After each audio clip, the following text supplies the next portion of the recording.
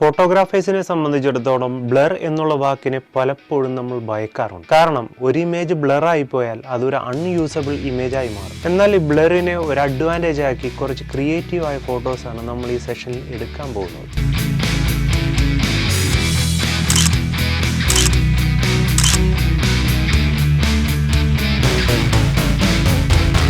നമ്മൾ ഇന്നത്തെ ഈ ഫോട്ടോഷൂട്ടിനായിട്ട് ഉപയോഗിക്കുന്നത് കാനന്റെ 1DX Mark III എന്ന് പറഞ്ഞ ക്യാമറയും കാനന്റെ Nifty 50 എന്നറിയപ്പെടുന്ന 50mm 1.8 അപ്പർച്ചറുള്ള ലെൻസുമാണ്. ഫസ്റ്റ് ഓഫ് ഓൾ നമ്മൾ ചെയ്യാൻ പോകുന്നത് ഈ ഒരു സീനിലോട്ട് ഒരു ഫ്ലാഷ് ആഡ് ചെയ്യുകയാണ്. ഇത് ഗോഡോക്സിന്റെ AD200 എന്ന് പറഞ്ഞ ഫ്ലാഷ് ആണ്. AD-V2 എന്ന് പറഞ്ഞ ഒരു അഡാപ്റ്റർ മുഖാന്തരമാണ് നമ്മളിവിടെ ഉപയോഗിക്കുന്നത്. അതുപോലെ ഗോഡോക്സ് കമ്പനിയുടെ തന്നെ 3x1 സ്ട്രിപ്പ് ബോക്സ് എന്ന് പറഞ്ഞ സോഫ്റ്റ് ബോക്സ് ആണ് ഇവിടെ ഉപയോഗിക്കുന്നത്. ഇത് നമ്മളെ മോഡലായ ഏഞ്ചലിന്റെ ഒരു 45 ഡിഗ്രി ആംഗിൾ നമ്മൾ വെച്ചിരിക്കുകയാണ്. നമ്മളുടെ നിലവിലെ ക്യാമറ സെറ്റിംഗ്സ് 250 ആണ് ഷട്ടർ സ്പീഡ്, അതുപോലെ തന്നെ 2.8 ആണ് അപ്പർച്ചർ, 100 ISO ആണ്. ഫ്ലാഷ് പവർ, ഫ്ലാഷിന്റെ മിനിമം പവർ ആണ് 1/128 ആണ്. നമുക്കൊരു ഫോട്ടോ എടുത്ത് നോക്കാം.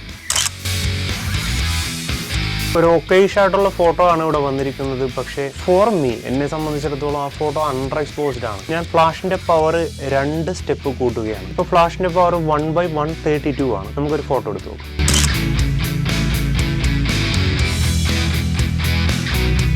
ഇപ്പൊ നമുക്ക് വളരെ കറക്റ്റ് ആയിട്ടുള്ള എക്സ്പോഷറിൽ ഒരു ഫോട്ടോ കിട്ടിയിട്ടുണ്ട്. ഫ്ലാഷ് ഉപയോഗിച്ച് നമുക്ക് മോഷൻ ബ്ലർ ഒരിക്കലും ക്രിയേറ്റ് ചെയ്യാൻ പറ്റില്ല. അതുകൊണ്ട് നമുക്ക് ഇവിടെ ഒരു കണ്ടിന്യൂസ് ലൈറ്റ് ആഡ് ചെയ്യേണ്ടത് വളരെ അത്യന്താപേക്ഷിതമാണ്. കണ്ടിന്യൂസ് ലൈറ്റിനാണ് നമ്മളിവിടെ ഉപയോഗിക്കുന്നത് ഗോഡോക്സിന്റെ AD200 തന്നെയാണ്. പക്ഷെ അതിൽ ADL എന്ന് പറഞ്ഞൊരു കണ്ടിന്യൂസ് ലൈറ്റ് അഡാപ്റ്റർ ഉപയോഗിച്ചിട്ടുണ്ട്. ആ ലൈറ്റിന് ഒരു കളർ കിട്ടുന്നതിനായി ഞാനൊരു ജെല്ല് ഇതിന്റെ ഫ്രണ്ടിൽ ഉപയോഗിക്കുകയാണ്. മാക് മോഡ് എന്ന് പറഞ്ഞ കമ്പനിയുടെ മാക് ജെല്ലാണ് നമ്മൾ ഉപയോഗിക്കുന്നത്. നമ്മൾ ഈ ലൈറ്റിന്റെ പൊസിഷനിങ് വളരെ പർപ്പസ്ഫുൾ ആയിട്ടാണ്. കാര്യം നമ്മുടെ സബ്ജക്റ്റിന് മുഖത്തേക്ക് അധികം ഈ LED ലൈറ്റ് അടിക്കാതെ സബ്ജക്റ്റിന്റെ ഡ്രസ്സിനെ ഫോക്കസ് ചെയ്താണ് വെച്ചിരിക്കുന്നത്. അപ്പോൾ നമുക്ക് സെറ്റിംഗ്സ് ഒന്നും ക്യാമറയുടെ മാറ്റാതെ ഒരു ഫോട്ടോ എടുത്ത് നോക്കാം.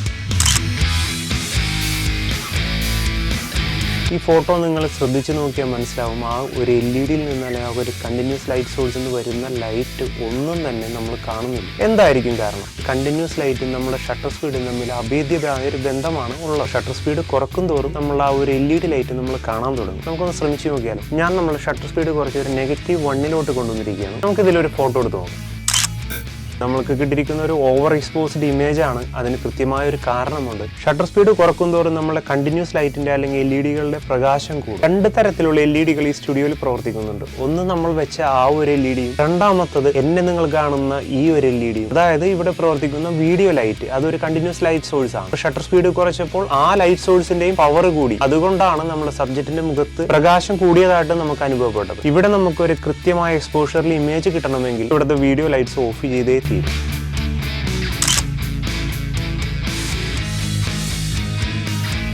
ഈ ഒരു ഇമേജിൽ നമുക്ക് കൃത്യമായിട്ട് ആ ഒരു LED ലൈറ്റിന്റെ പവർ മനസ്സിലാവുന്നുണ്ട്. നമ്മൾക്ക് വളരെ കൃത്യമായ എക്സ്പോഷറിലുള്ള ഒരു ഇമേജ് ഇവിടെ കിട്ടിയിരിക്കുകയാണ്. അടുത്ത സ്റ്റെപ്പായിട്ട് നമ്മൾ ചെയ്യാൻ പോകുന്നത് ഒരു മോഷൻ ആഡ് ചെയ്യുകയാണ്. മോഷൻ എന്ന് പറഞ്ഞാൽ ചലനം കൊണ്ടുണ്ടാവുന്ന അല്ലെങ്കിൽ മോഷൻ കൊണ്ടുണ്ടാവുന്ന ബ്ലറിനെയാണ് മോഷൻ ബ്ലർ എന്ന് പറയുന്നത്. നമുക്കിവിടെ 3 തരത്തിൽ ചലനം ആഡ് ചെയ്യാം. ഏറ്റവും എളുപ്പമുള്ള വഴി നമ്മുടെ സബ്ജക്റ്റ് ആകുന്ന ഏഞ്ചലിനോട് ചലിക്കാൻ പറയാം അല്ലെങ്കിൽ അനങ്ങാൻ പറയാം. രണ്ടാമത്തെ വഴി നമ്മളെ ക്യാമറ നമ്മൾ അനക്കാം. മൂന്നാമത്തെ വഴി നമ്മളൊരു സൂം ലെൻസ് ആണ് യൂസ് ചെയ്യുന്നതെങ്കിൽ ഷട്ടർ ബട്ടൺ പ്രസ് ചെയ്യുന്ന അതേ സമയത്ത് ആ ഒരു ലെൻസിന് സൂം ചെയ്യുക. ഞാനിവിടെ ആദ്യം പറഞ്ഞ മെത്തേഡാണ് യൂസ് ചെയ്യാൻ പോകുന്നത്. സബ്ജക്റ്റിനോട് അനങ്ങാൻ പറയുന്നു. ഫോട്ടോ എടുക്കുന്ന സമയത്ത് ഏഞ്ചൽ ഒന്ന് മൂവ് ചെയ്യണം കേട്ടോ. ഫോട്ടോ എടുക്കുന്നതിനായി വീണ്ടും നമ്മൾ ഈ വീഡിയോ ലൈറ്റ് ഓഫ് ചെയ്യേണ്ടതായിട്ടുണ്ട്. സോറി.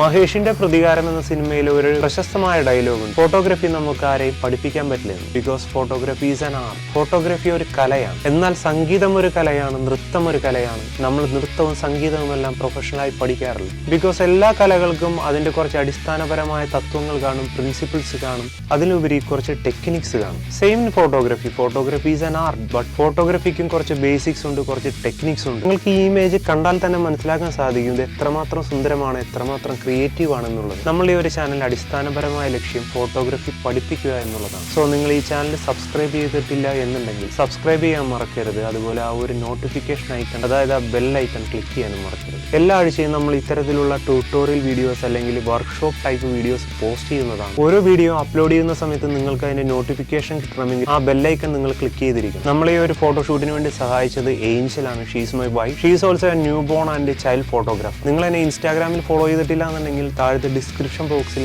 അതിന്റെ ലിങ്ക് കൊടുത്തിട്ടുണ്ട്. അതുപോലെ ഏഞ്ചലിന്റെ ഇൻസ്റ്റാഗ്രാമിന്റെ ലിങ്ക് താഴത്ത് കൊടുക്കുന്നുണ്ട്. ഇൻസ്റ്റാഗ്രാം പേജിലാണ് കൂടുതൽ ബിഹൈൻഡ് ദ സീൻസ് നമ്മൾ പോസ്റ്റ് ചെയ്യുന്നത്. അപ്പോൾ ഇൻസ്റ്റാഗ്രാമിൽ ഫോളോ ചെയ്യാൻ മറക്കരുത്. ഇനി വളരെ ഉപകാരപ്രദമായ മറ്റൊരു ടോപ്പിക്കുമായി അടുത്ത ആഴ്ച വീണ്ടും കാണുന്നത് വരെ